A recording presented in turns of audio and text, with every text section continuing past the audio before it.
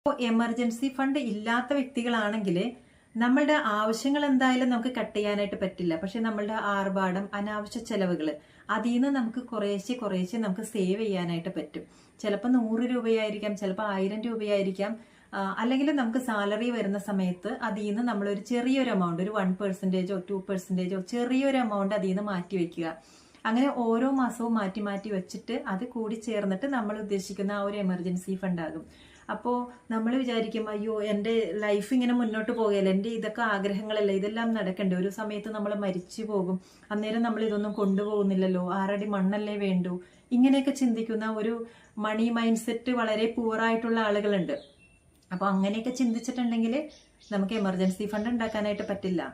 നമ്മൾ വാചകമൊക്കെ അടിക്കും, പക്ഷെ പൈസ നമുക്ക് ആവശ്യമുള്ള സമയത്ത് നമുക്ക് പൈസ ആവശ്യമാണ്.